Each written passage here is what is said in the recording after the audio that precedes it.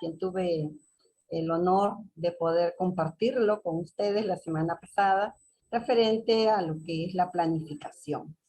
Recordemos bien que la planificación es sinónimo, no sinónimo, pero sí va de la mano con lo que es la evaluación.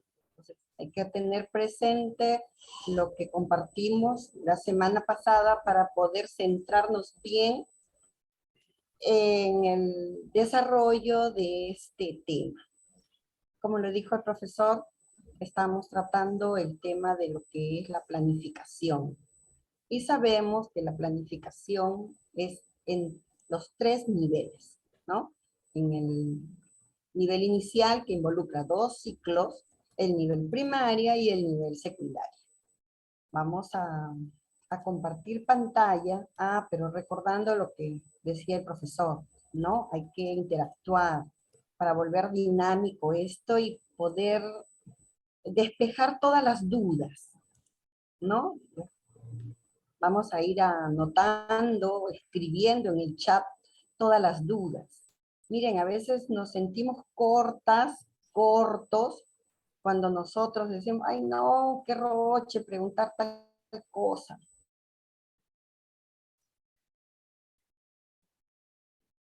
¿Se está compartiendo, profesor, la pantalla? Sí, sí, está Sí, cargando, sí. sí se está compartiendo. Entonces, si nosotros no preguntamos, y no es porque sea ni excelente el compartir, ni al vacío que se va, ¿no? Sino que de aquí vamos a ver qué tanto yo como maestra, como maestro, tengo bien firme el trabajo. Todos sabemos que nuestro trabajo día a día tiene que modificarse.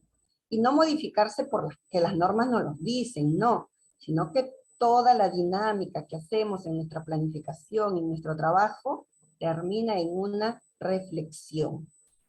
Y todo es relativo. Lo que para ayer fue excelente para dar solución a un problema, hoy ya no es tan excelente. Entonces siempre vamos en busca de esa excelencia, de esa calidad, y hablando de la calidad de la planificación. Aquí vamos, les presento a tres frases, ¿no? Vamos a ver cómo resuenan en nuestros corazones estas frases. La primera frase: hay que aprovechar los momentos en que la vida se detiene para mejorarnos y mejorar el mundo. Si solo te fijas en los problemas, te perderás la belleza del mundo que te rodea. La vida es bella si la contemplas de cerca. La vida a veces no tiene sentido. Hay que alejarse un poco y contemplarla desde lejos con una sonrisa, ¿no? Entonces, a ver, cada quien, cómo cae esta frase, cómo está nuestro corazón pedagógico, preparándonos para esta bienvenida que le vamos a dar a nuestras niñas, a nuestros niños, a nuestros adolescentes, ahora en marzo. Ya las normas ya nos las ha dado el ministerio, y desde el primer día hábil de marzo, cada uno en nuestra institución vamos a hacer la mejor manera de que éstas se cumplan para el bien de nuestros estudiantes y el de nosotros también y el de toda la familia escolar. Entonces vamos a empezar con lo que es la planificación y la diversificación curricular, pero enmarcada dentro de la estrategia de aprendo en casa. ¿Y por qué la estrategia de aprendo en casa?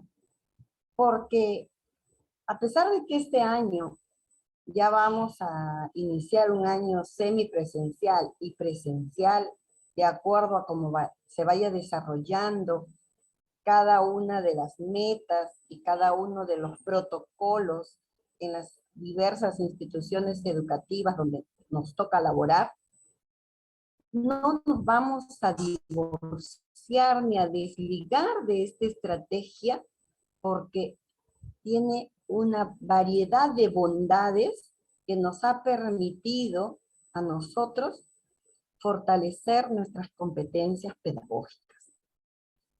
La experiencia de aprendizaje en el nivel inicial, nosotros tenemos la planificación. Esta planificación la he compartido en el grupo para que quien no la tiene en físico, pues allí la va a tener. Esta planificación está vigente. Esta planificación antes de la pandemia todavía la hemos dejado a media comprender, pero no comprender porque sea tan nueva, no, sino porque en el análisis que cada institución hacerlo para realizar su planificación no nos permitió terminar de analizarla y reflexionar sobre esto. Entonces, esta planificación de la educación inicial nos brinda una serie de orientaciones que nos va a permitir a nosotros ir cerrando esas brechas de la planificación. Les presento una situación de dos maestras en una misma institución, ¿no? Entonces, aquí hay 1, 2, 3 párrafos en la primera situación y 4 párrafos en la segunda situación. A ver, invito a que alguien pueda dar lectura a la primera situación, los dos primeros párrafos. A ver, ¿quién es la valiente o el valiente que se anime a leer? ¿Puedo iniciar? Muy bien. Gracias, maestra. La situación. Ya, bien. La primera situación. Elena es docente del grupo de niños del aula de 5 años. Ella se ha dado cuenta de que sus niños observan con mucho interés las hojas que caen del árbol que está en el patio de la escuela. Ellos las recolectan y se preguntan con frecuencia por los colores y tamaños de sus hojas. Elena recoge sus intereses y piensa en las competencias que podría desarrollar si surgiera algún proyecto con base en este interés. Se le ocurren muchas ideas, pero se detiene y decide tomar su cuaderno para escribirlas. Muy bien. ¿Continúa? Ahí nada más. Gracias. Ah, ya. A ver, otra maestra que lea la situación 2, bien recolectado, por turnos. La doctora no para que se laven las manos, luego los convocó para dialogar sobre la salida al parque. Cerró la actividad comentando que al día siguiente continuarían dialogando sobre lo que más les llamó la atención al recolectar u observar las hojas que habían en el parque. En la situación 2, los niños estaban alborotados, algunos enojados, porque no habían podido jugar en el parque. La docente intentó cerrar el día convocándolos, pero el clima en el aula se puso tenso, porque se acercaba la hora de la salida y los niños no se habían aseado. La salida fue un poco complicada, ya que no hubo un tiempo para que los niños organicen sus cosas. Miren, dos aulas de 5 años, dos maestras de 5 años, dos situaciones y intereses de los niños similares. ¿Cuáles partió? Las hojas de los árboles. A ver, ¿qué les ha parecido estas dos situaciones? ¿Qué podemos decir de las dos maestras? A ver, opiniones. ¿Qué podemos decir de la maestra Elena de la maestra Carmen. ¿En cuál de ellos nos reflejamos? Así bien. Así bien. No, yo creo que la manera más adecuada fue la de la primera maestra, ¿no? La maestra Elena, porque ella organizó, utilizó los materiales y tuvo un propósito para poder salir con los niños que hacían de su propia necesidad de ellos, ¿no? Porque ellos querían saber el tamaño, el color de las hojas, entonces, qué más que una salida con ellos y también les anticipó los cuidados, registró todo. En cambio, la maestra Carmen no organizó, no previó, ¿no? Fue más organizativa la maestra Elena, me pareció la manera más adecuada. Gracias. A ver. Buenas tardes. Buenas tardes. Bueno, aquí el día de hoy usted nos está mostrando la importancia de la planificación, ¿no? Que hay una diferencia, que cuando uno se prepara, lleva herramientas para que los niños les ayude a su exploración, a la curiosidad que tiene el niño por el ambiente, ¿no? A lo contrario de la otra docente que no planificó y todo se le salió de las manos, ¿no? Muchas gracias. Gracias a usted. A ver, todos con la maestra Elena y alguien con la maestra Carmen. A ver, o seguimos con la maestra Elena. ¿Qué más bondades encontramos?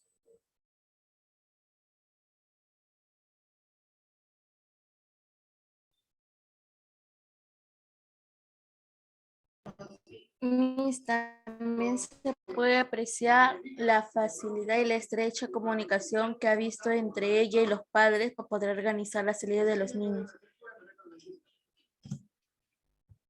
Gracias. A ver, ¿alguien más? ¿Quién puede dar toda esa visión de la situación 1 y de la situación 2?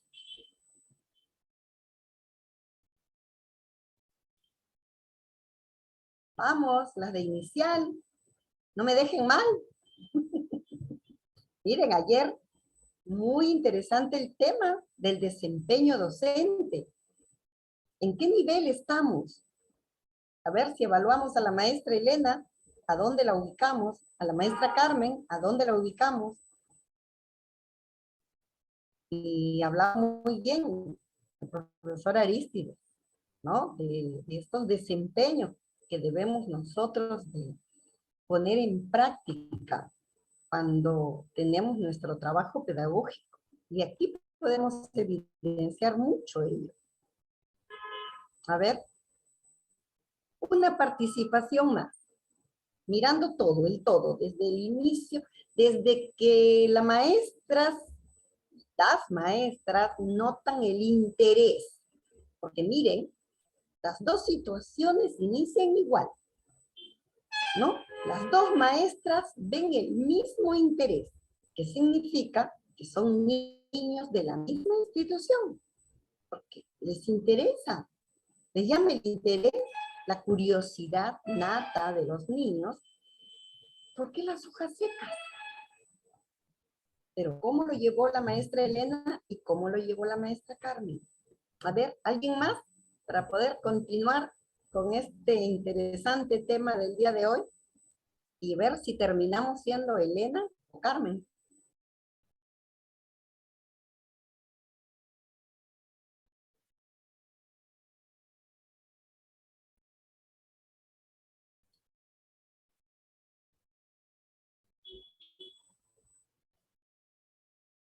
Oye, el profesor Jesús me había dicho que es un grupo de maestras de inicial, súper pilas. ¿Cómo dijo maestra? Disculpe. ¿Qué apreciación tienes de la maestra Elena de inicio al final? ¿Y qué apreciación de la maestra Carmen de inicio a final? La maestra Elena es la que inició la situación, ¿cierto? Ya, en mi opinión, considero que es una acción pertinente en poder anotar, ya sea un cuaderno de campo u otro, cualquier tipo de acciones que realicen los niños, porque esto nos va a servir como punto de partida en poder realizar luego ya nuestro tema y toda una secuencia. No nos olvidemos de que los niños en sí con pequeñas acciones nosotros podemos lograr grandes temas y además de desarrollar no solo un área, sino que abarca en sí muchas áreas, además de los enfoques que podemos agregar y todo ello, ¿no? Entonces, las ideas de los niños, por más cortas que nosotros quizás en el momento le escuchemos, ¿no? O quizás a veces está sin razón, pero si nosotros lo sabemos planificar, como dice, organizar bien y adecuar, contextualizar el ambiente, entonces vamos a poder en sí lograr aprendizajes significativos, ¿no? Muy bien, maestra, gracias. ¿Ya? Miren, en estas dos situaciones, ¿quién cambia o quién le da el contenido pedagógico al interés de los niños? ¿No? Porque los niños, ambos grupos de la misma edad, los lleva el mismo interés. Era que se preguntaban ellos con frecuencia los colores y tamaños de sus hojas.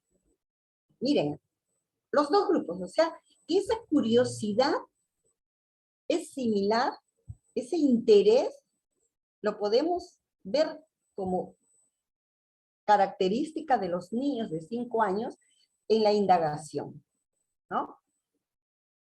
Tamaño, colores.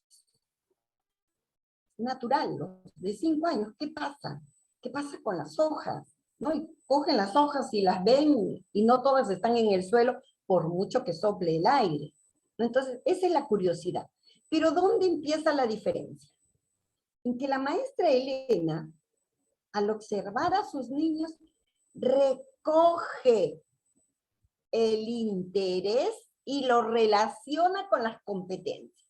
En cambio, la maestra Carmen piensa lo que ella podría hacer con los niños a partir del interés.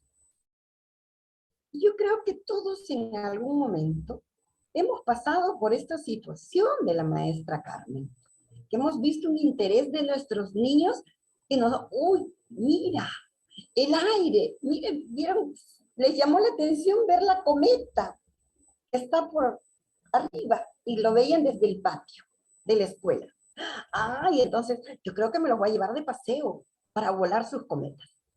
Pero cuando nosotros anteponemos una solución sin analizarla, sin planificarla y ver que este interés se convierte en el desarrollo de una competencia que puede ser de diferentes áreas, eso ya yo lo voy a planificar. Pero planificar, ¿qué significa? Significa prever una serie de actividades, no solo entre los niños y yo, sino también involucrar a la autoridad de la escuela, a los padres, elegir el lugar donde los voy a llevar, si es las cometas o si son las hojas, ¿a dónde los voy a llevar? ¿Qué peligro representa este espacio donde yo voy a llevar? No es porque ya, no, sí, ese parque me pareció bonito, porque la vez pasada, el año pasado, yo vi que ahí habían niños y sí, es adecuado. No, ya vayamos cambiando nuestro chip de lo que vimos anteriormente. Miren que todo lo que hemos hecho el año pasado ya no va a ser igual a este año, por el contexto que ahora nos toca ir retomando este trabajo presencial. Entonces, vayamos nosotros cimentando bien nuestro trabajo que debe ir planificado, pero ¿hacia dónde? Hacia el desarrollo de competencias de nuestros niños. No en que qué bonito, como han estado encerrados mis niños tanto tiempo, los voy a llevar a la playa, los voy a llevar al parque, los voy a llevar a un campo abierto. ¿Pero con qué motivo? ¿Cómo va a ser el antes? ¿Cómo va a ser el durante? ¿Y cómo va a ser el después? No olvidamos que toda planificación tiene un proceso. Y ese proceso tiene que ser riguroso. Estamos con niños. Miren lo que le pasó a Carmen. Simplemente ella pensaba, me voy con la auxiliar, con ella me basta. No voy a involucrar a los padres. ¿Y por qué no? En inicial, especialmente nosotras las maestras debemos Y sí es pertinente el término exagerar en el cuidado de nuestros niños. No debemos dejar nada al azar, nada. Cuando salimos con niños afuera de nuestra institución, la responsabilidad es al 100% nuestra. No permitamos que la improvisación ponga en riesgo el aprendizaje y la seguridad de nuestros niños. Yo creo que todas conocemos experiencias muy lamentables de colegas por no prever las cosas. Entonces, nosotros que estamos, para empezar, un año diferente en todos los sentidos, como lo fue el 2020. Este 2022 también es lleno de retos, pero retos que vamos a seguirlo con mejor experiencia, con mejor conocimiento, porque dentro de la reflexión que hemos llevado en estos 2 años de trabajo remoto, pues tenemos esa base para poder atrevernos a llevar esta educación con esta nueva metodología, la metodología o la educación híbrida, ¿no? Es este tema que ya ustedes han visto muy bien cómo lo han tratado los anteriores ponentes, y eso nos va a permitir a nosotros, los maestros de todos los niveles, poder conjugar toda la experiencia que hemos tenido en estos 2 últimos años y analizando bien las normas que nos llevan en la planificación y en la evaluación, hacer mucho mejor este año con nuestros estudiantes que vamos a tener acá. Entonces, vamos a ver qué es planificar de acuerdo a lo que nos propone esta guía de educación inicial. Nos habla que se entiende por planificación el arte de imaginar, diseñar procesos para que los niños aprendan. Y así lo señala el programa curricular de educación inicial, no lo digo yo. Eso está en la página 16. Pero veamos bien que desde esta definición, la planificación del trabajo pedagógico permite la toma de decisiones sobre el proceso de enseñanza y aprendizaje. Ello implica pensar, diseñar y organizar acciones. Asimismo, planificar supone que, como docentes, debemos reflexionar constantemente.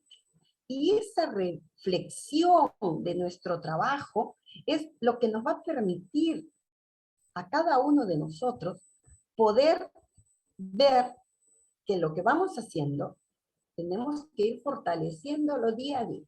Vamos a identificar estrategias que nos van a dar excelentes resultados, estrategias que nos van a dar medianos resultados y estrategias que las debemos anotar para nunca más aplicarlas, ¿no? Imagínense si estas 2 situaciones pusieran el nombre de nosotros. Bueno, si hay aquí Elena, si hay aquí Carmen, no se trata de ustedes, maestras, se trata de situaciones que tienen que ser así, polos opuestos, para poder nosotros reflexionar en nuestro trabajo. Pero sí, en algún momento hemos sido Carmen, ¿no? Entonces, planificar y evaluar son 2 procesos estrechamente relacionados. Eso ya todos lo tenemos clarito. Y se desarrollan de manera intrínseca en el proceso de enseñanza-aprendizaje. ¿Qué voy a enseñar? ¿Cómo voy a enseñar? ¿Y para qué voy a enseñar? Planificar y evaluar son caras de la misma moneda. Entonces, ¿para qué planificamos? ¿Qué pasaría si Carmen diga, ¿y para qué voy a planificar? Elena diría también, ¿para qué voy a planificar? Es para tener la claridad del proceso de enseñanza-aprendizaje, lo que implica construir criterios comunes con las docentes y el director del servicio educativo. Miren, una planificación colegiada y una planificación con el director o la directora, sobre la base del análisis de los aprendizajes establecidos en el currículo nacional y en el programa curricular, que en este caso es el nivel inicial. Las necesidades e intereses de aprendizaje de nuestros niños, sus formas de aprender, así como las características de su contexto. ¿Dónde vamos a ver todo esto? ¿Dónde lo vamos a organizar? ¿Por qué nos tenemos que anticipar y orientar con tiempo nuestra práctica pedagógica? ¿Dónde va plasmado todo esto? Los tiempos, las situaciones, las emociones de los niños, cuando ellos se asombran, cuando despierten su curiosidad y preguntas que lo inviten a pensar, imaginar, expresar sus ideas y hacer visible lo que saben y pueden hacer. Todo esto es posible, dar coherencia a las acciones educativas a las cuales pueden ser reajustadas durante todo el proceso.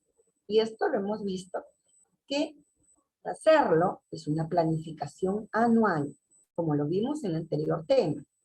Ya toda la sábana del año ya la tenemos dada. Entonces ahora vamos a ir a lo que es la planificación ya en mi aula, con mis niños. Esa diferencia, esa individualidad de cada maestra que debemos tener. Nosotros, como maestras, tenemos que diseñar los procesos para que los estudiantes aprendan. Generar y usar desde el inicio y en todo momento la información. ¿Pero qué información? Esta información tiene que ser para tomar las decisiones oportunas y pertinentes, pero no decisiones oportunas y pertinentes porque a mí como Gladys se me viene a la cabeza. No, sino que a mí como Gladys, con el conocimiento de las competencias que yo tengo planificado durante el año, tomando en cuenta la necesidad de mis niños, sin dejar de lado su interés, que en este año sí vamos a recuperar ese interés del niño, pero ese interés desde un punto de la observación nuestra. Recordemos, situación 1 y situación 2. ¿Cómo voy a ver yo ese interés de mis niños? Pero también tengo que atender sus necesidades, como lo hemos venido haciendo en el 2020 y el 2021. Hemos atendido necesidades de aprendizaje. Muy pocas han sido logradas, es cierto. La brecha del aprendizaje ha sido más grande, es cierto. Pero tenemos que lograr nosotros con esta planificación ir progresando en los aprendizajes de los niños, en este nuevo grupo o este grupo que lo venimos trayendo desde el 2020 y ahora en el 2022 vamos a poder interactuar con ellos. Tenemos que desarrollar competencias, pero estas competencias tienen que estar llenos de afecto, de respeto y lograr los aprendizajes que por derecho que corresponden a nuestros niños. Pero, ¿cómo tiene que ser todo esto? Tiene que ser pertinente.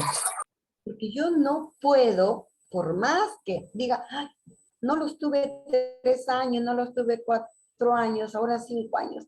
Quiero que tengan todo lo que no pude darles, como si hubiese sido una clase, un contexto presencial. No, tiene que ser pertinente, tiene que ser de acuerdo a la edad. Conversando con unas colegas, decíamos, ¿cómo van a ser estos niños que vamos a recibir este año? ¿Qué habrán aprendido en casa? ¿Cómo los evaluaste tú? ¿Cómo fueron toda la recolección de sus evidencias, su portafolio digital? ¿Cómo pudiste marcar tú esos hitos de avance en tus niños, a pesar de que tuviste niños que por meses no participaron, pero en los últimos meses participaron con la estrategia de Aprendo en Casa? ¿Cómo fue a quienes solo utilizaron la televisión como estrategia? ¿Cómo fue a los que utilizaron la web? ¿Cómo fue a los que utilizaron la radio? ¿No? Entonces, ¿qué es lo que les voy a dar este año? Tiene que ser algo pertinente a la edad, Tiene que ser algo pertinente a la competencia que debe desarrollar, esa necesidad de aprendizaje que yo debo atender con mis niños. ¿Cuáles serán mis hipótesis de trabajo? ¿De qué manera les voy a enseñar? ¿Tendré que hacer mi planificación igual como lo hacía en el 19? ¿O será esa sábana o ese tipo cuadro sinóptico que nos pedían en Aprendo en Casa? Y todo ello tiene que estar en una constante reflexión, pero reflexión como maestra. No es una reflexión con lo que tú tuviste el grupo de tus niños. Esto es una reflexión nuestra, de nuestro trabajo. ¿Cómo lo hicimos el año pasado? Este año, ¿cómo vamos a empezar? Semipresencial, presencial. Voy a esperar marzo para ver qué me dice la directora. O desde ya estoy participando en este curso porque es mi deseo este año hacer mucho mejor mi trabajo. Y esa es la diferencia. Aquí están las maestras Elena, preparándose para recibir a esos niños y poder en algún momento jalar a Carmen también, para que unidas logren los aprendizajes en busca o en cumplimiento de esa visión y de esa misión de la institución. Y ahí es donde viene ya la toma de decisiones. Esa toma de decisiones de esa planificación curricular anual. Ah, bueno, entonces, la primera experiencia de aprendizaje, pues yo la voy a desarrollar de esta forma. A ver tú, María, ¿cómo lo vas a hacer? ¿Vas a tener los mismos niños que has tenido en el 2021? ¿Vas a tener los mismos niños del 2020? ¿O este año son nuevos niños? ¿Qué decisiones estamos ya tomando como maestras para recibir a nuestros niños, de acuerdo a la norma, el 28 de marzo? Ese primer encuentro, sea virtual o sea presencial, ¿cómo lo vamos a recibir? Todo eso tiene que estar planificado, pero todo dentro de los propósitos de aprendizaje. Y recuerden, todo es flexible, nada es rígido. Si todo fuera rígido, imagínense, ni los militares, ¿no? Entonces, pero muchas veces encontramos colegas que pueden decir, ay, pero yo lo planifiqué así, ay, pero a última hora lo tuve que cambiar. Y ahora de nuevo a trabajar. No lo veamos por el lado de nuevo trabajar. Entremos en ese proceso reflexivo. Entonces, para la próxima, mejor voy a dejar por aquí algo guardadito, por si lo voy a necesitar, aplico esta estrategia. Y voy abriendo el abanico de estrategias y haciendo mis hipótesis. Miren, el planificar no es solo una forma. Tenemos nosotros que tener todo ese abanico abierto de estrategias para ir respondiendo las hipótesis del trabajo. Y ahí es donde todo se conjuga, lo pertinente, lo reflexivo, la toma de decisión, y todo centrado en los propósitos de aprendizaje. Y dando respuesta a estas 3 preguntas que nunca van a pasar, no de moda, sino que nunca van a pasar de ser lo relevantes que son. ¿Hacia dónde vamos? ¿Dónde estamos? ¿Y cómo seguimos avanzando? Nos hicimos esas preguntas en el 2020. Nos hicimos esas preguntas para el 2021. Pues si no lo hicimos, pues hagámoslos ahora para el 2022. Luego vamos a ver el centro y la razón de nuestro trabajo. Nuestros niños y nuestras niñas. Sabiéndolo y mirándolos que son sujetos de aprendizaje.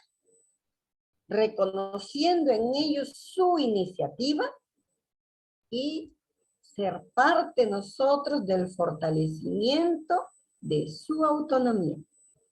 Tenemos que mirar al niño y a la niña o al estudiante que son capaces de pensar.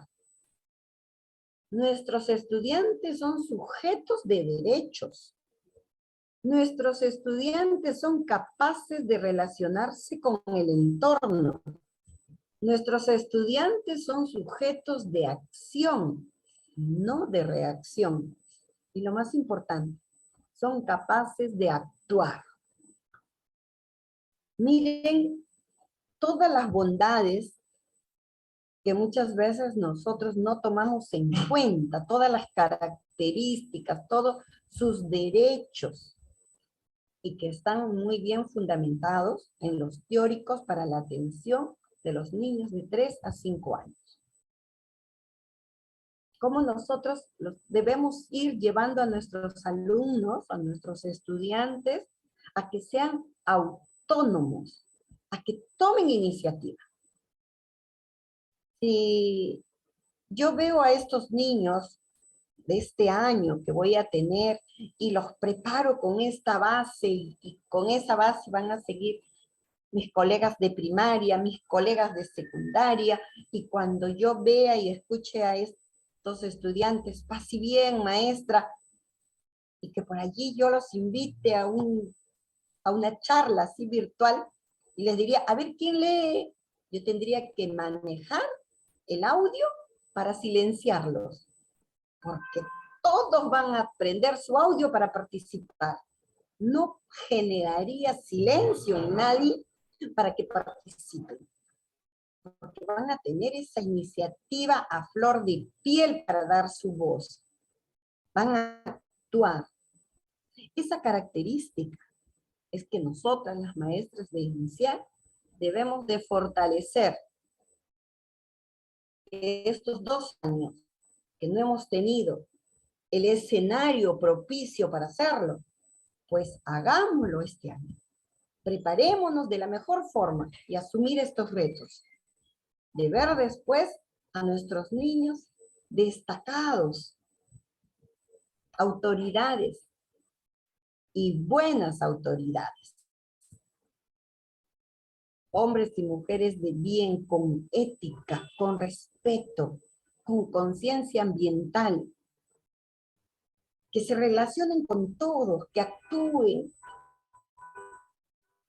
que sepan cuáles son sus derechos, pero cumpliendo sus deberes. Muchas veces, es mi derecho, es mi derecho. Pero curioso, ¿no? También tenemos un izquierdo, ¿no? Y eso nadie lo puede dudar. No solo es el deber y el derecho, pero cuando hablamos, mi derecho, ya ves algo, pero ¿dónde está el izquierdo? Es curioso. Ahora vamos a ver, ¿qué acciones debemos tener en cuenta para realizar la planificación? Ya hemos visto que la planificación curricular, las 3 preguntas, esas hipótesis, nosotros como maestras debemos de tener bien claro hacia dónde vamos, qué competencias son las que vamos a tener que activar después de haberlas desarrollado en mi planificación curricular anual. Miren, esto viene después de la planificación curricular anual. Esa planificación que hoy estamos recordando, fortaleciendo, compartiendo, es después de la planificación anual.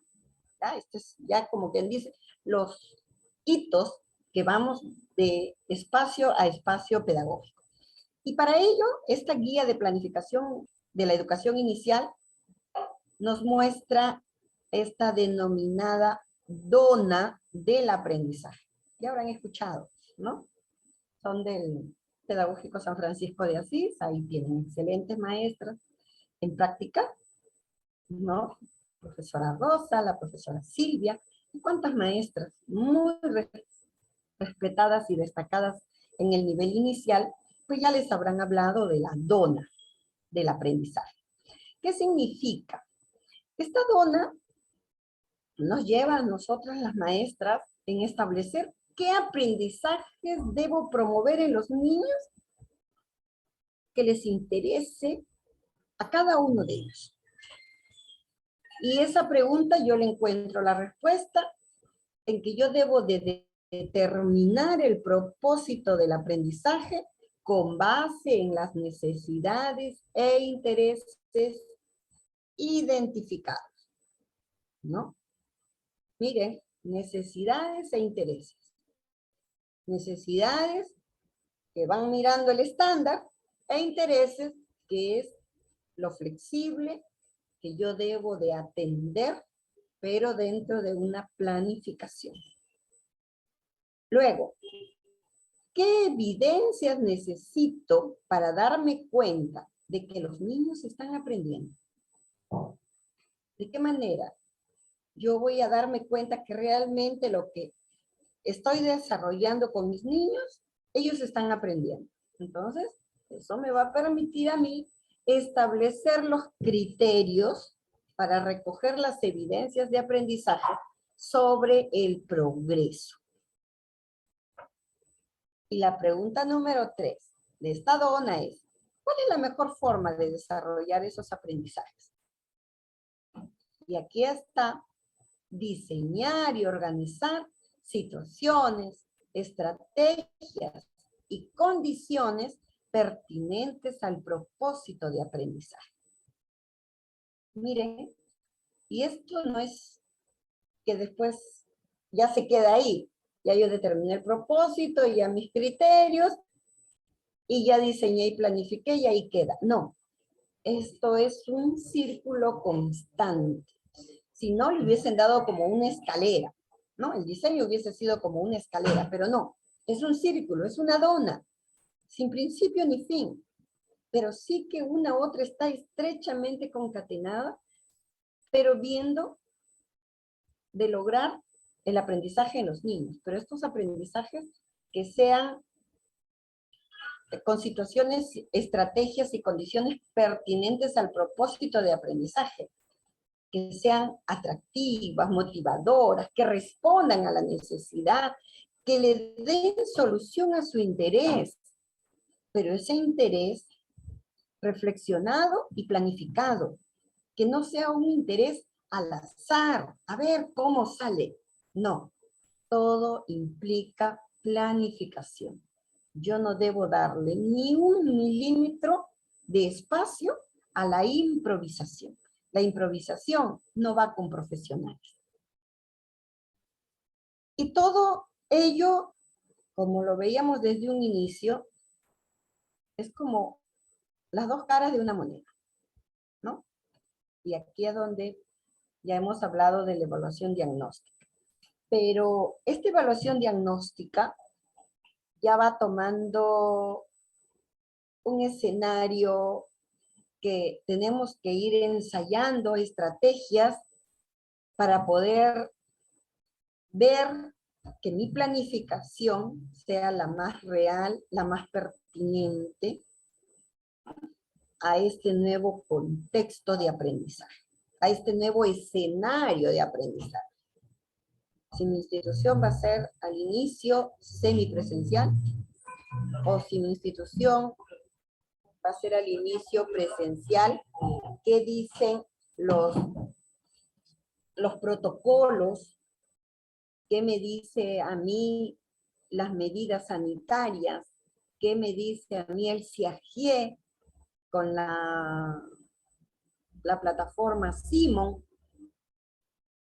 O sea, aquí en este grupo hay directores, saben que ya hemos tenido nuestro primer reporte en el CIAGIE con la ficha Simon. Ya hemos dado a conocer la situación real de nuestras instituciones educativas, las bondades, las ventajas, las debilidades, las necesidades con las que tenemos y que debemos de darle solución lo más pronto posible. Y dentro de esa evaluación diagnóstica tenemos nosotros que identificar las potencialidades y necesidades de aprendizaje. Tenemos que determinar bien el propósito de aprendizaje, pero mirando el nivel esperado. Cuando nosotros vamos a determinar el propósito de aprendizaje, nosotros tenemos que mirar el estándar. Pero para llegar al estándar, yo paso por unos peldaños. ¿Y cuáles son esos peldaños? ¿No? Son las capacidades, son las competencias. Para yo llegar al estándar, yo tengo que desarrollar para lograr que el niño sea competente, alcance el estándar de su competencia, tengo que conocer bien la competencia. Luego sus capacidades. Y luego ver esos desempeños que mi niño tiene que desarrollar, tiene que demostrar.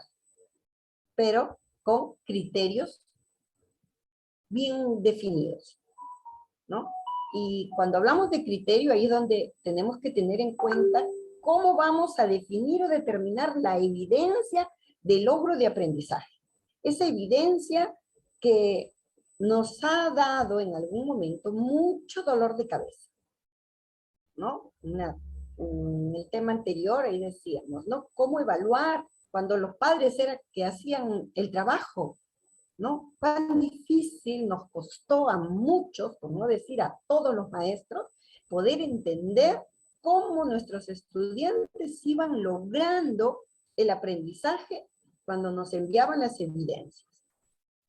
Entonces, dentro de esta evaluación diagnóstica ya tenemos esa experiencia del 2020, del 2021. Entonces, ahora tenemos que planificar bien las experiencias para lograr el aprendizaje. Pero eso nos va a llevar a dos escenarios nuevamente, al semipresencial y al presencial. En el presencial ya lo sabemos. En el remoto nos ha costado, pero ahí tenemos buenas experiencias, buenos aprendizajes. Pero en el semipresencial, con esta educación híbrida, con esta metodología, no olvidemos, es una metodología. No es una educación híbrida, es una metodología que surge dentro de este nuevo escenario que nos toca trabajar en los semipresenciales. Atender niños, grupos de niños en nuestras aulas y atender grupos de niños todavía en las aulas virtuales. ¿Cómo lo vamos a hacer? ¿No? Entonces, todo esto lo tenemos que poner en práctica, dinamizarlo, para poder desarrollar nuestras experiencias de aprendizaje de la mejor forma. Recoger las evidencias del logro de aprendizaje.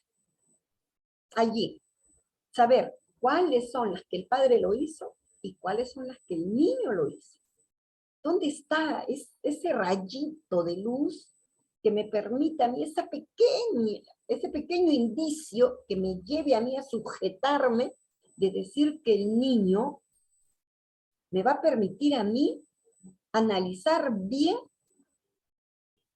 esa evidencia, dónde está su marca de él, para poder describir el logro de su aprendizaje? Entonces, todo esto nos lleva a la planificación y evaluación de los aprendizajes, nos lleva a una mediación, a una planificación y evaluación de los aprendizajes. Miren, no es tan fácil. Nos lleva a nosotros a hacer un trabajo de retomar cuántas competencias que contamos con ellas para conjugarlas y hacer una buena planificación. Pero, ¿cuál es el punto de partida para iniciar con la planificación curricular? Esa pregunta también yo me la hago, no crean que es fácil, y es este espacio me ayuda a mí a poder activar y conjugar mi experiencia con lo que tengo que seguir revisando y seguir fortaleciendo, seguir empoderándome de todas las directivas y de todas las herramientas que el ministerio nos da, porque las tenemos. Nada está tan lejos, todo lo tenemos cerca. Ya tenemos la guía de la planificación, está aquí en el grupo. Las directivas están en el repositorio del Ministerio de Educación. Busquemos, cambiemos ese pequeño confort de las vacaciones, entre comillas, para poder ir empoderándonos mejor de estas directivas. La 093, la 094, que fue cambiada por la 199, la 191 fue fortalecida por la 093, y toda una serie de normas que nos indican la ruta. por dónde debemos transitar para poder nosotros llevar de la mejor forma, planificar de la mejor forma el trabajo con nuestros estudiantes. Entonces, ¿cuál es el punto de partida para iniciar con la planificación curricular? A ver, ¿qué maestra jardinera se atreve a decirme solo una palabra? ¿Cuál es el punto de partida?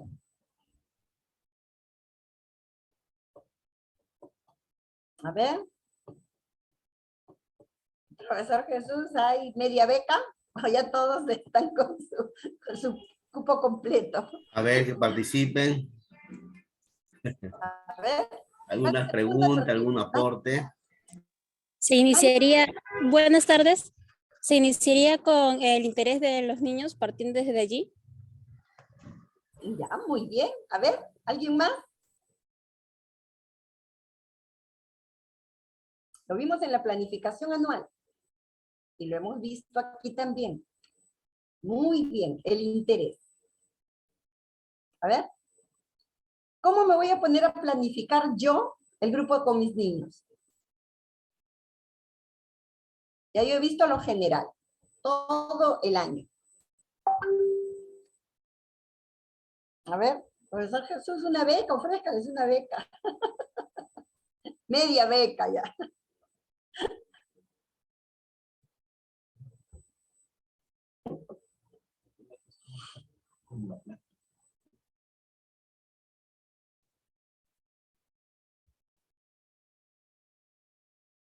A ver.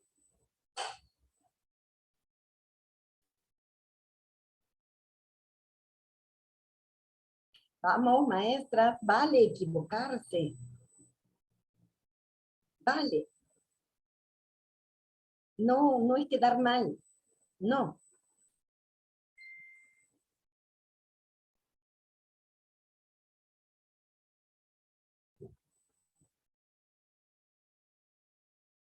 Lo acabamos de ver. Entonces no están prestando atención. Bien dice el profesor Jesús. Junto con Vamos el a diseño hacer... curricular, ¿Cómo? inicia con el diseño curricular, la cual nos va a dar los pasos e indicios para poder aplicar lo que nos propone el Estado para poder aplicar en lo que vemos nosotros en el interés y a la vez la necesidad del estudiante. Bien, sí. Todo eso tenemos que tomar en cuenta. Sí. Eso ya lo tenemos previsto en la planificación curricular anual, todo. Ahí tenemos en cuenta las necesidades, el interés del niño, cómo lo vamos a desarrollar, si es por bimestre, por trimestre. Este año hasta nuestro, todo lo que es la planificación anual tiene que estar sujeta a esa calendarización, así como ya nos han dado las fechas de los simulacros, nos han dado los feriados, ¿no? Entonces, todo eso son elementos que forman. Pero aquí, para iniciar mi planificación curricular, ¿cómo la debo iniciar yo? Yo, a partir de marzo, cuando ya nos hayamos presentado en nuestras instituciones, cuando ya estemos en esas reuniones colegiadas con los directivos, con las demás colegas, con todos los que integran la familia escolar, y ya me dicen a mí, bueno, este es el grupo de tus niños. Este año te toca este grupo de niños. Dios, ¿cómo hago? ¿Por dónde empieza mi planificación? Entonces, mi planificación yo la debo de tener clara, que debo de entrar con mi proceso diagnóstico. Y lo vimos, ¿no? Lo vimos acá. Aquí. ¿Cómo empezábamos? Con todo un diagnóstico. Si yo no tengo una evaluación diagnóstica de todo el entorno del escenario donde voy a trabajar con mis niños, no me va a ser, no voy a ir por el camino de la maestra Elena. yo tengo que tener pleno conocimiento. Así como lo tuvo la maestra Elena cuando se dio cuenta del interés de sus niños, luego, ¿qué competencias voy a desarrollar? Porque ya ella conocía a sus niños y los estaba observando y se dio cuenta. Pero sabe que ese interés lo tiene que convertir en una oportunidad de aprendizaje.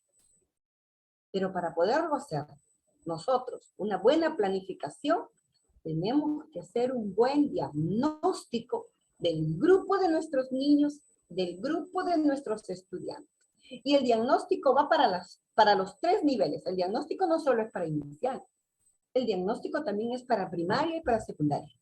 Y el diagnóstico es cada año. Por más que yo tenga el grupo de niños este año, el mismo que lo he tenido en 3, el mismo que lo he tenido en 4, y lo voy a tener este año también, igual va el diagnóstico. No es que ya yo hice el diagnóstico y como mis niños yo los voy a tener hasta 5 años, no, ya los conozco. Ya yo sé qué grupo es de una familia disfuncional, qué grupo es de una familia bien sólida, con buenos valores, que el papá es responsable, la mamá es bien responsable. O sea, no, eso no va en una planificación. En una buena planificación va que yo hago mi evaluación diagnóstica año a año, al inicio del año. Si yo no hago mi evaluación diagnóstica al inicio del año, entonces no empiezo con una buena planificación. Y este proceso diagnóstico o evaluación de entrada, como le dicen, ¿no? Recuerdan que antes decían la lista de cotejo, ¿no? Antes decía, utilizábamos, y para ese momento nos dio resultado, porque era el enfoque cómo desarrollábamos los aprendizajes de los niños. Pero ahora estamos en un enfoque por competencia. Nuestro currículo es un enfoque por competencia. Tenemos que ver de una forma holística a nuestros niños. Tenemos que ver la historia de vida de los niños y de las niñas, de nuestros estudiantes. Tenemos que conocer el contexto de ellos, dónde están. Tenemos que determinar los niveles de desarrollo de las competencias. El conocer la historia del niño o niña va a involucrar sus características, sus necesidades, sus intereses, atender esa diversidad y brindar diferentes oportunidades de aprendizaje. Y aquí es donde conjugamos los contenidos transversales o enfoques transversales. Aquí es donde le damos ese respeto a la diversidad, ¿no? Aquí es donde vemos y diferenciamos las oportunidades de aprendizaje, porque tenemos que brindar estrategias respetando los ritmos y estilos de aprendizaje de nuestros niños. Porque a pesar de tener niños de la misma edad, no son del mismo día, no son del mismo vientre. Y aún siendo del mismo vientre, no son iguales. Todos somos únicos e irrepetibles. Entonces, cuando tenemos claro eso, nosotros tenemos que hacer uso de una serie de estrategias para poder cumplir con este propósito. ¿Qué debo hacer yo para poder hacer mi evaluación diagnóstica o de tener claro ese proceso diagnóstico con mis niños? ¿No? Y aquí vamos con un ejemplo que está también en la guía de planificación, ¿no? Donde presentan a la maestra Isabel de la institución educativa Colca de la provincia de Huancayo, Junín, donde la docente de inicial de 5 años que continúa con los mismos niños que tuvo a su cargo en el 2020.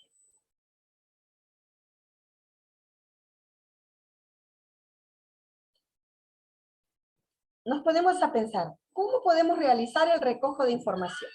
Primero, hay que tener bien claro la información que se va a recoger. Si yo no tengo claro el proceso que yo debo de seguir para tener un buen diagnóstico, pues voy a ir simplemente haciendo un ensayo-error o una dinámica que para cierto momento del aprendizaje es bueno, pero en un diagnóstico que nosotros como profesionales tenemos que manejar, no nos podemos dar ese lujo. En el diagnóstico nosotros como profesionales no debemos darnos el lujo de equivocarnos. Aquí sí no va el ensayo-error. El ensayo-error es para nuestros estudiantes al momento que van adquiriendo sus aprendizajes y ellos mismos van descartando las estrategias para llegar a la solución de un problema. En cambio aquí, en el recojo de información nosotros tenemos 3 campos específicos de recolectar información para tomar las decisiones de nuestra planificación. Entonces, en un primer momento, nosotros tenemos que revisar las fichas de matrícula, porque nosotros no tenemos contacto con nuestros niños, pero sí el director, la directora, tenemos que facilitarle a las maestras, a los maestros, las fichas de matrícula de nuestros niños, de nuestros estudiantes. Y allí hay una historia de cada uno de ellos. Y si no están las respuestas, están las preguntas. Y luego vamos a ver cada uno de estos instrumentos, de estos elementos que suman estos 3 campos de diagnóstico. Entonces, luego tenemos que analizar los portafolios o informes de progreso de los años anteriores. Y hasta los niños de 3 años traen una historia, ¿no? Los que han participado de programas tienen un informe ya pedagógico donde nosotros podemos ver los indicios de cómo va el desarrollo de sus competencias, en qué nivel los ubicamos. Y también a través de entrevistas con las madres, con los padres de familia. El segundo momento donde nosotros podemos realizar este proceso de diagnóstico es a través de las evidencias que recogemos en las primeras experiencias de aprendizaje, ¿no? Entonces, ahora les voy a presentar la ficha de matrícula. Esta ficha de matrícula que se pide desde inicial hasta secundaria y debe ser actualizada todos los años. Porque en esta ficha de matrícula nosotros encontramos los datos personales del niño, desde su fecha de nacimiento, desde cómo vino al mundo. Si vino ese parto que tuvo su madre, fue un parto normal, fue un parto con complicaciones, dónde vive. Si la madre tuvo alguna enfermedad o si el niño tiene alguna enfermedad, cómo ha sido el desarrollo y los controles de su salud que ha tenido. Los datos de los padres, el grado de estudios de cada uno de ellos, que es determinante también para ver el contexto del niño en el aspecto familiar. Si es que los padres viven juntos, si es que la madre sola está a cargo del niño, si es que el padre solo está a cargo del niño. Esta ficha de matrícula, que por el contexto que nos ha tocado vivir el remoto, no han sido tan sincerados los datos, ¿no? Y digo tan sincerados porque sí son llenadas. Aquí, vía teléfono, hemos recabado información, se ha actualizado, pero no hemos tenido ese contacto con el padre cuando le hemos tenido que preguntar directamente. Ustedes saben que cuando se hace una entrevista, como se dice ahora en este contexto actual de nuestra sociedad, face a face, nos podemos dar cuenta de la sinceridad que nos están brindando con su respuesta. Entonces, esta ficha de matrícula nos da a nosotras una serie de datos importantes para saber no solo cómo el niño vino al mundo, qué enfermedades ha tenido o qué alergias sufre, ¿no? Cómo fue su desarrollo psicomotor, cómo fue su lenguaje, a cuántos meses dijo sus primeras palabras, para poder ver que estos niños de 3 años, cuántas palabras deben de ya decir, para decir que está en un desarrollo normal, a qué mes se sentó, a qué mes se paró, a qué mes caminó. En esta ficha también nosotros sabemos a qué edad el niño controló sus esfínteres. Y fíjense, y esto va para todo. Si bien es cierto esta ficha de matrícula,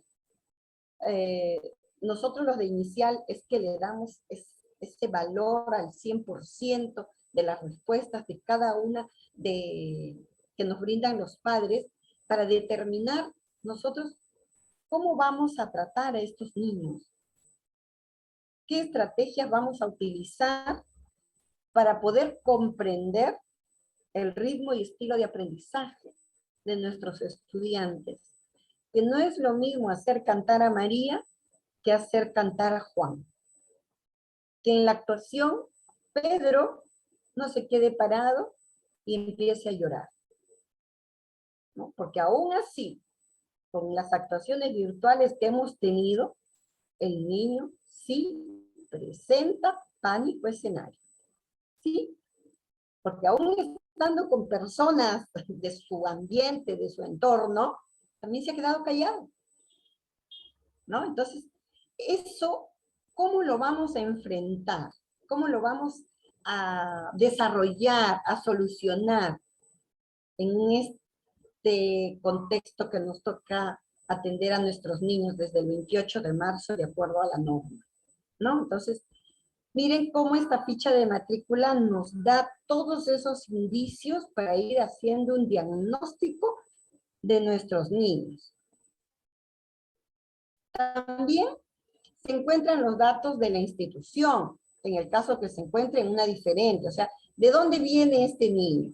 Este año. El año pasado estudió en una institución, pero este año me toca atenderlo a mí. Entonces, en la misma ficha, yo voy a encontrar dónde estuvo ese colegio, ¿no? ¿Quién está a cargo de mi niño, de mi niña, de mi estudiante? ¿Qué pasó? Los de primaria dirán, uy, en tal año el niño y ahora ya no aparece ni el nombre de la mamá ni del papá, ahora aparece otro nombre. Entonces, ¿cuánto nosotros averiguamos? ¿Cuánto nos involucramos con el aspecto del entorno familiar de nuestros estudiantes? En secundaria también. Este niño está repitiendo año, uy, Dios mío, ya es el segundo año que está repitiendo el mismo grado. ¿Por qué será? Vamos a revisar esa ficha integral, de dónde está viniendo, quién está a cargo, para hacer ese primer contacto, que me digan cómo está. Y si yo tengo en la institución un departamento de psicología, pues ayudarme con el profesional. No, mira, yo he encontrado estos indicios en la ficha, hazle una entrevista a mi niño, ¿no? Hazle una entrevista a mi joven, a mi estudiante. Involucrarnos como maestros, porque esto nos va a permitir a nosotros garantizar que esa planificación sea con éxito. No encontrar con sorpresas que cuando yo quiera hacer participar a mi niño se quede parado. Que yo quiera hacer participar a mi niño en primaria y solo me mire o me responda mal. Y si yo quiero hacer participar a mi alumno en secundaria, agache la cabeza o, permiso, voy al baño y se retira. O me responde mal, porque ahora sabemos que tenemos unas generaciones un poquito que hay que tratarlas con más tino, ¿no? No enfrentar, no confrontar. La confrontación no nos lleva a ninguna solución, ¿no? Y ahí sí, yo creo que todos pondríamos primero el paz y bien para poder comprender e involucrarnos mejor en esta planificación que vamos a iniciar desde el primer día de marzo, cuando tengamos a nuestros niños, desde el primer día hábil de clase, ¿no? Entonces, y eso va para todos los niveles. Esto no es solo para inicial, esto es para todos los niveles. Todas estas herramientas yo tengo que hacer uso para mi diagnóstico, ¿no? Luego también otra herramienta que tenemos para el diagnóstico son los informes de progreso de nuestros niños y el registro del docente, ¿no? El informe de progreso es lo que nos da el CIEGIE, ¿no? En tal área, qué competencias destacó más, ¿no? Y ese registro del docente cuando nosotros pedimos, y que es muy bueno, las descripciones de aprendizaje. ¿Por qué las descripciones de aprendizaje? Porque yo describo las habilidades de mis niños, en qué destacan más, que si ya no lo voy a tener este año, van a estar el otro año con otra maestra, otro maestro. Entonces, él lo va a leer, ella lo va a leer. Ah, mira, es muy hábil en la pintura, en el arte. Por allí voy a tener que hablar con él para hacerlo que se valore más y pueda desarrollar las otras áreas, ¿no? Entonces, yo tengo que tener esos documentos desde que ya a mí me asignan una cantidad de niños, pues la directora o el responsable de brindarme esos documentos, de tenerlos. No tenerlos solo en un folder o en un portafolio bonito, no, leerlos. Leer todo esto. ¿Por qué le puso esto a la maestra? ¿Por qué si en el área de matemática le falta la nota porque está desarrollando su carpeta de recuperación? Pues en cambio acá tiene A, tiene AD.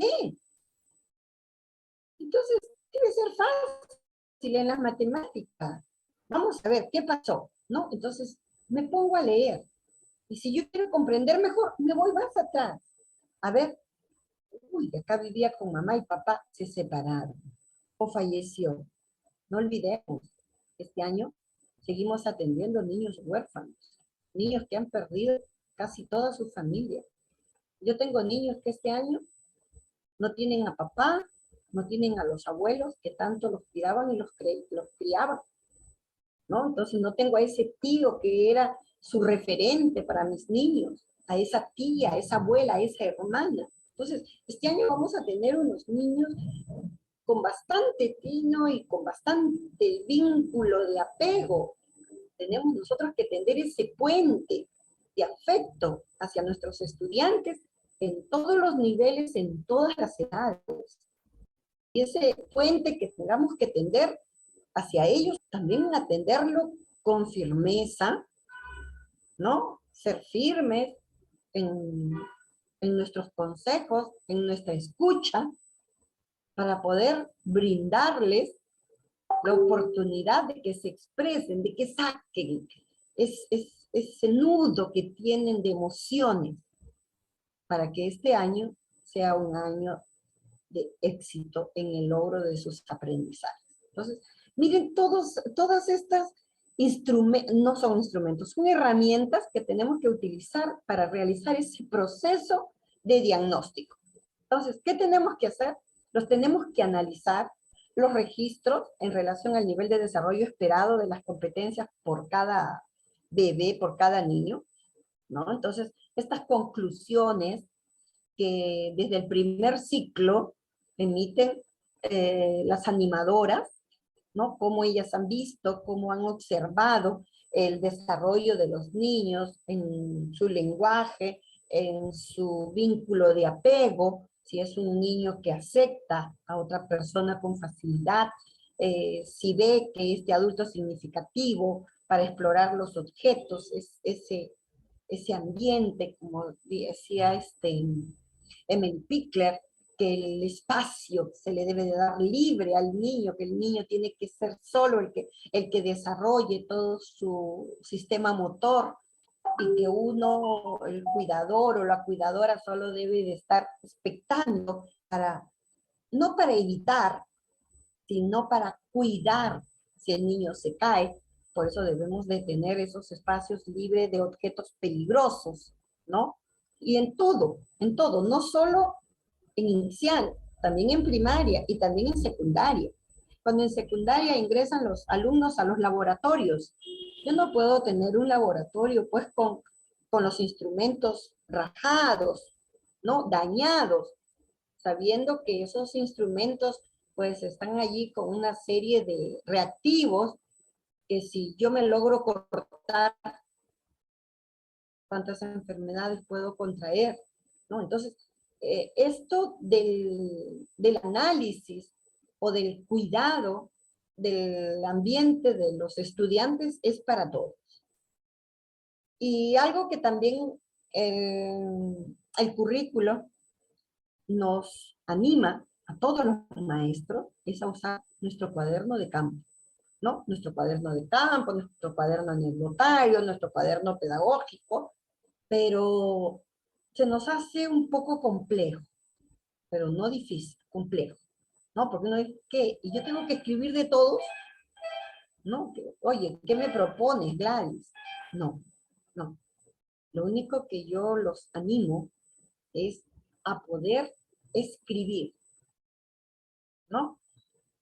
A este niño, a este estudiante, que yo lo veo no dentro de lo que me dice el estándar, y ya está en 5 años de inicial, está en 11 años de primaria, de edad, que estamos hablando las edades cronológicas, está entre 15 y 16 años en edad, en el quinto de secundaria para salir. Estoy mirando el estándar, cómo ya ese estudiante debe de salir de la educación básica. Entonces, anotarlo porque igual como en inicial tenemos nosotros la opción de poder atender los niños en 3 años, 4 años y 5 años, el mismo grupo, o de atender niños de 4 años, que en 3 años tuvo otra maestra, o de 5 años, que en 3 y en 4 años tuvo otra maestra. ¿Cómo hago yo para hacer esta evaluación diagnóstica y comprenderlos mejor? Y este cuaderno, yo dejarlo, o este registro con las conclusiones. Esto, miren, a pesar que la norma nos los pide, muy poco nos atrevemos a hacerlo, muy poco. Y más en estos 2 últimos años, más complejo así, ¿no? Porque no hemos observado a nuestros niños. Y estos son resultados de una observación. Y la observación se hace en el trabajo presencial. Porque por más que hayan sido salas Zoom donde yo he trabajado con mis niños, no los he observado en su contexto real, en esas interacciones. Entonces, estas conclusiones también para mí es un elemento que yo debo de tener en cuenta para mi evaluación diagnóstica. Y el segundo paso es elaborar y aplicar el instrumento para el recojo de información.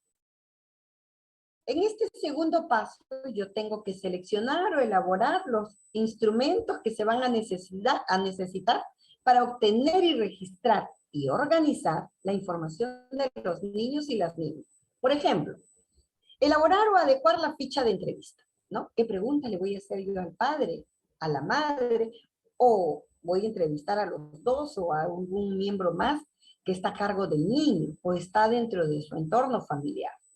¿No? Toda esa información sobre las situaciones cotidianas, las condiciones y oportunidades que se generan desde la casa, el proceso en el que se encuentra la niña o el niño en relación a sus aprendizajes desde la mirada de las familias. Y también recoger sus expectativas que tienen sobre mí como profesora. Ay, profesora, yo, mi hijita, la mayor, a esta edad ya sabía leer, ya sabía escribir, me sabía escribir las vocales, los números. Y ahora esta niña, con la pandemia, nada, ni coger el lápiz, ¿no? Entonces, ¿qué expectativas tenemos de los padres, no? Con los profesores de primaria, de secundaria. Ay, profesor, mi niña en el cuarto nada más con el celular, con el juego, con el chat, ¿no? Entonces, todo esto nosotros lo podemos recoger dentro de una entrevista. ¿Qué preguntas vamos a hacer? ¿Y para qué vamos a hacer esas preguntas? No olvidemos, todo con un propósito pedagógico. Luego, también tenemos los aspectos que yo debo de considerar en esta entrevista. Las situaciones cotidianas, las condiciones que ofrece la familia, el aprendizaje desde el acompañamiento de la familia y, por último, como les decía, la expectativa que tiene la familia para este año, ¿no? No es la misma que tuvo para el año pasado. Para este año, no. Todos van a decir, ay, señorita, por fin ya van a estar en el colegio. Pero también el temor que tienen muchos de poder enviarlos, porque la pandemia no ha pasado, ¿no? Por allí todavía ese temor sigue latente, hay familias que todavía no se han vacunado, ¿no? Entonces, ¿cómo lidiar con eso? ¿Cómo recibir a niños que no, los padres, si ellos no se han vacunado, menos van a creer en la vacuna para sus niños, ¿no? Miren, algunos están, que me dicen, no voy a ver cómo les va a ese grupo. Después ya yo los vacuno, ¿no? Imagínense todavía ese temor que existe. Entonces, todo eso, ¿cómo lo vamos a recoger nosotros esa información? ¿Para qué? Y cómo ubicar nosotros todas las respuestas que vamos a tener para después sistematizar esta información. Después también tenemos cómo identifico las características del contexto. ¿Cuáles son las actividades económicas que se desarrollan en la comunidad? ¿Dónde está ubicado el colegio? Empecemos por allí, ¿no? ¿Qué actividades económicas hay? ¿Cómo se organiza la comunidad? Si es en la ciudad, en el centro de la ciudad, si es en la periferia, si es en un asentamiento humano, si es en una UPI, si es en una cooperativa, si es en la sierra, en la selva, ¿dónde es? ¿No? ¿Cuáles son las prácticas socioculturales de la comunidad? ¿Cuáles son los saberes y conocimientos de la comunidad? No olvidemos que de acuerdo a la diversidad que nosotros atendemos en nuestro país, hay lugares donde, a pesar de que puede haber un puesto de salud, pues los moradores mejor creen en otras personas, o lo que son denominados los sabios de la comunidad, ¿no? Entonces, todo eso es necesario. Dirán, pero ¿para qué, Yanis? ¿Para qué yo voy a poner a ver esto?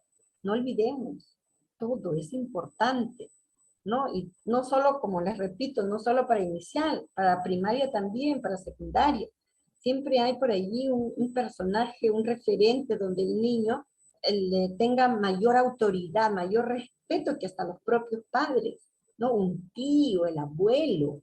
Entonces, todo eso es necesario. ¿Cuál es esa cultura que le rodea al estudiante y también a la escuela?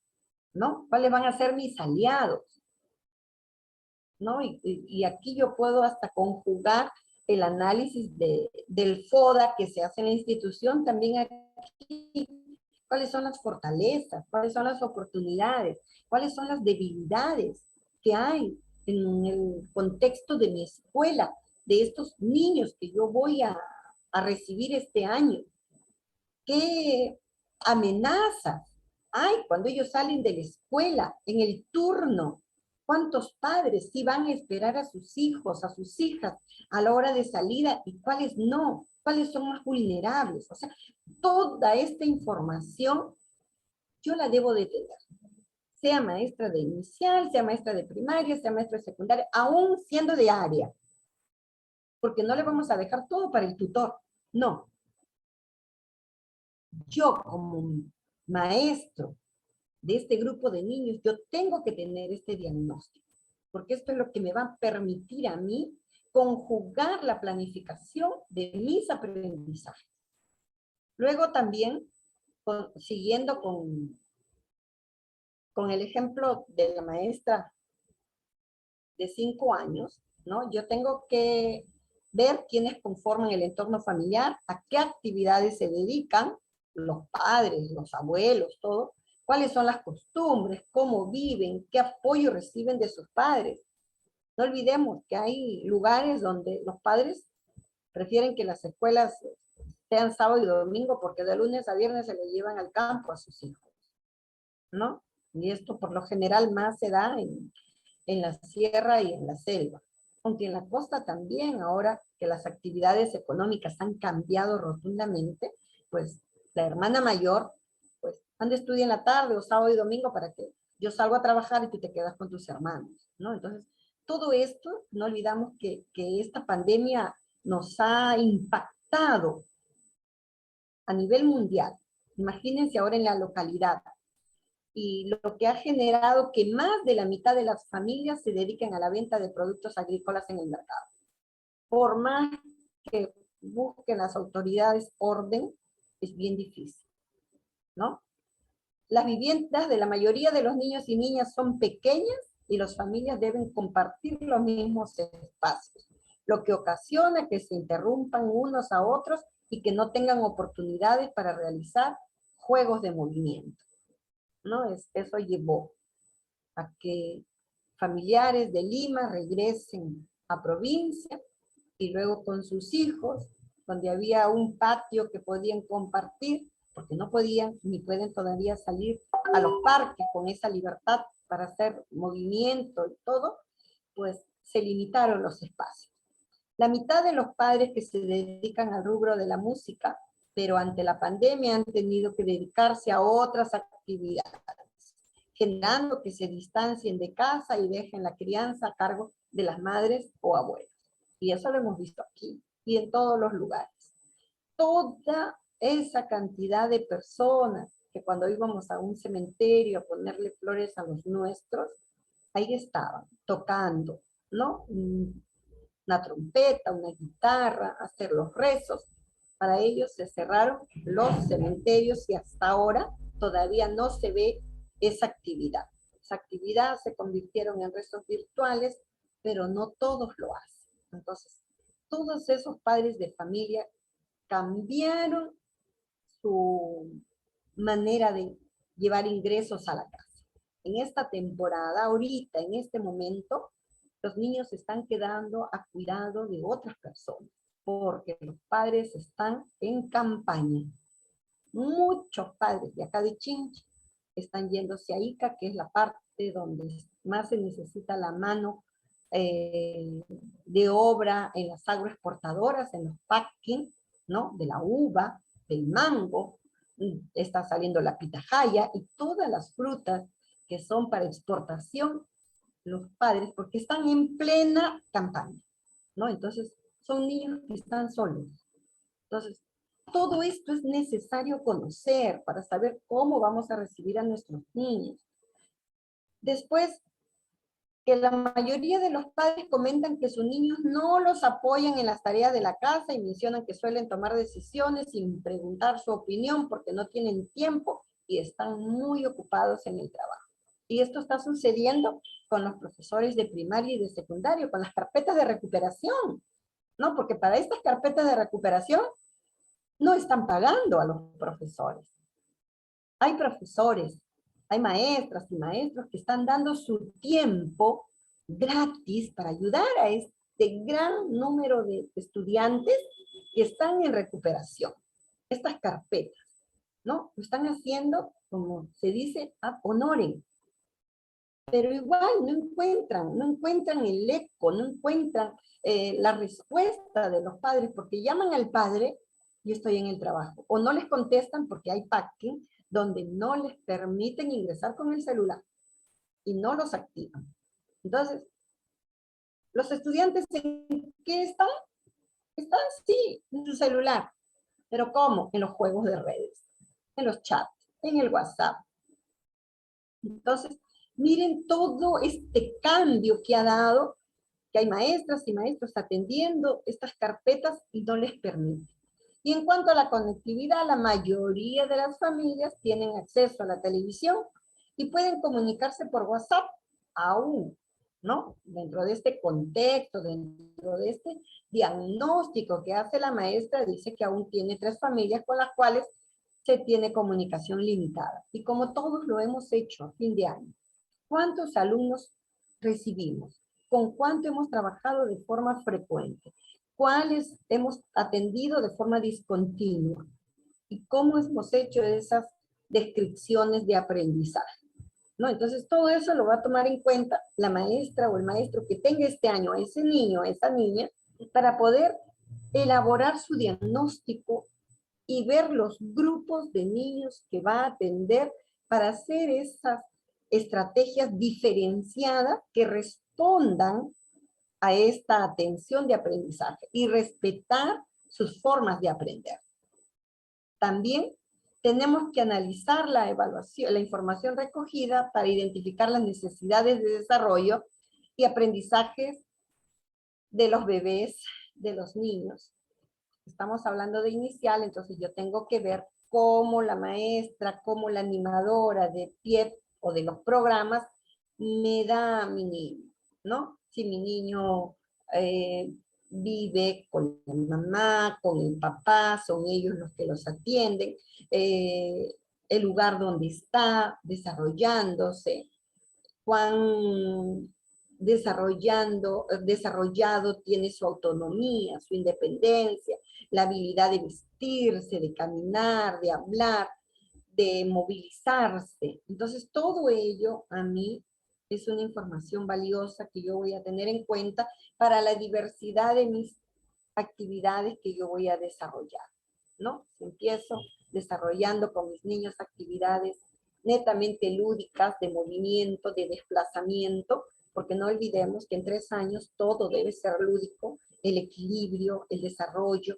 para que el niño pueda, con el equilibrio y dominio de su cuerpo, desarrollar desde su lenguaje para tener dominio en su escritura, ¿no? Entonces, todo ello yo debo de tenerlo en cuenta, determinar los diferentes niveles de los desarrollos de las competencias, pero ¿cómo lo voy a hacer? ¿No? ¿Cómo voy a determinar yo los niveles de las competencias?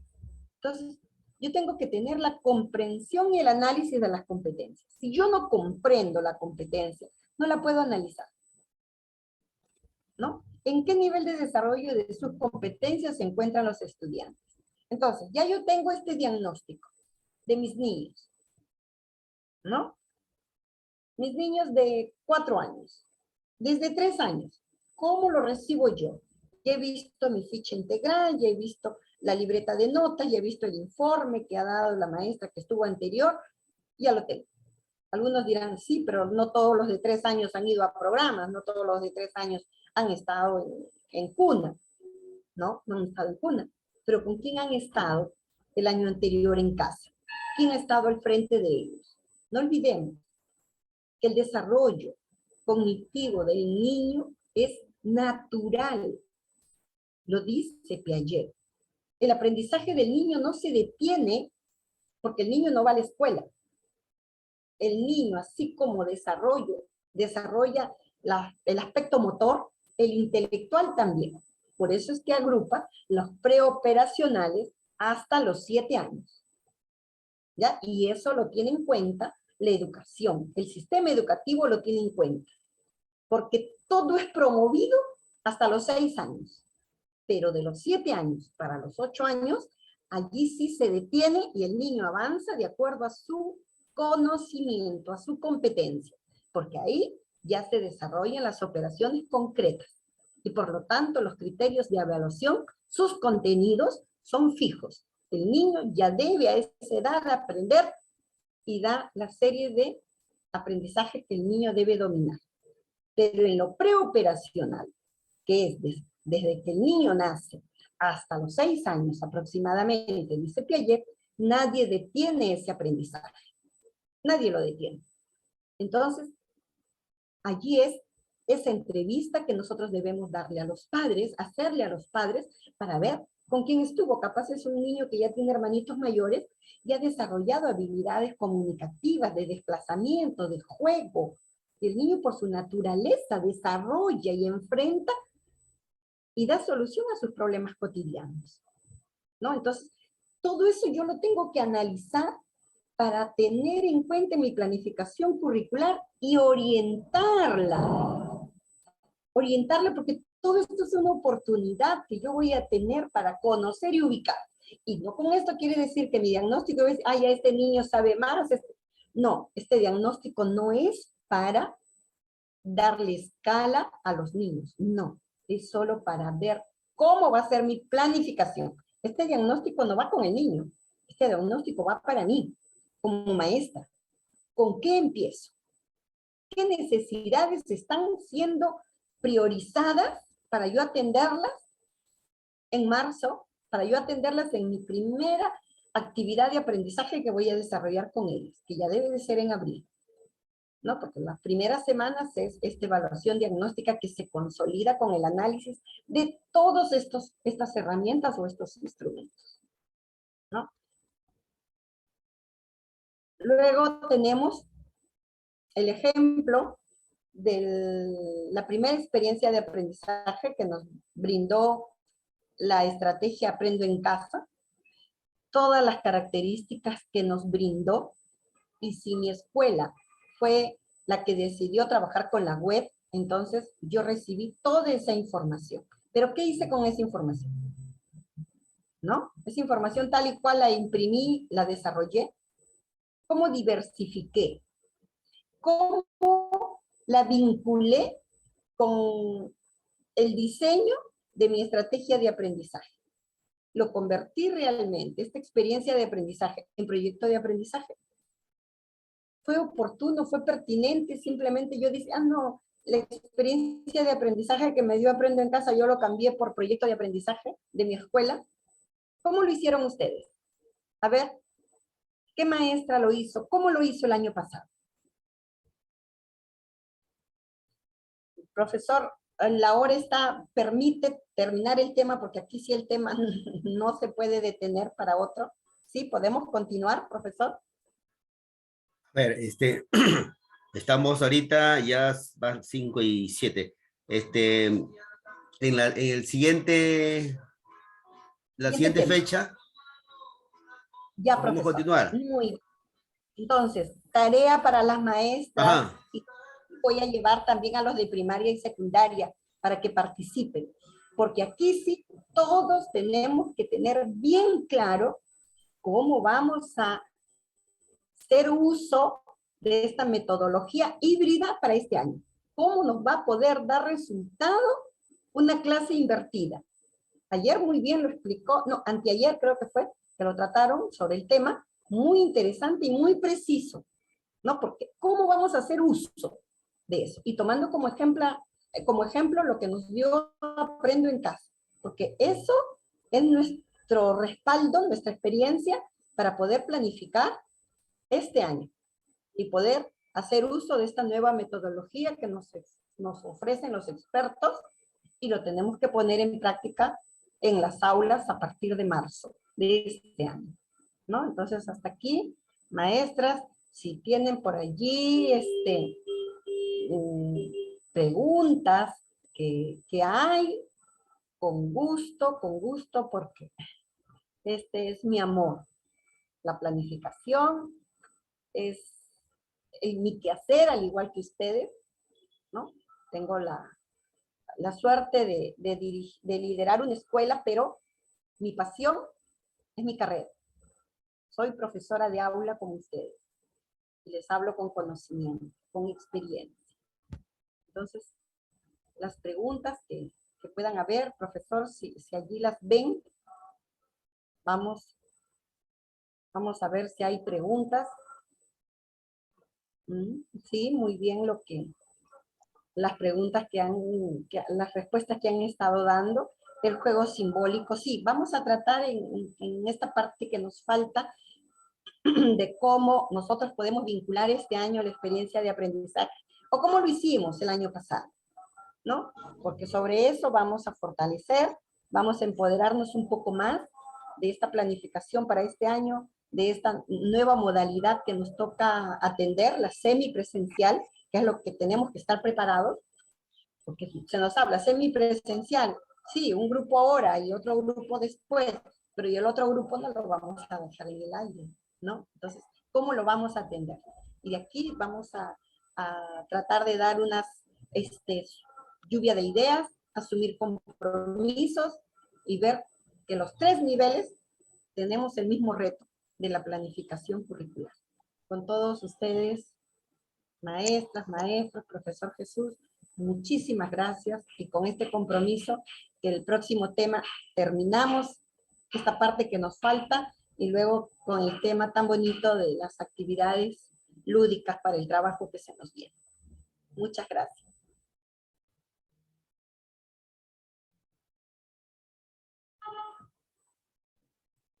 Bien, muchas gracias, maestra Gladys Guayanca. Ha sido muy explícita, muy didáctica el tema de hoy día, y conociendo obviamente la especialidad de usted, ¿no? Educación inicial, y justamente la gran mayoría hoy se están trabajando en educación inicial, y estos temas son súper interesantes. Vamos a dejar ahí esa inquietud para la próxima, porque tenemos todavía otra dos fechas más.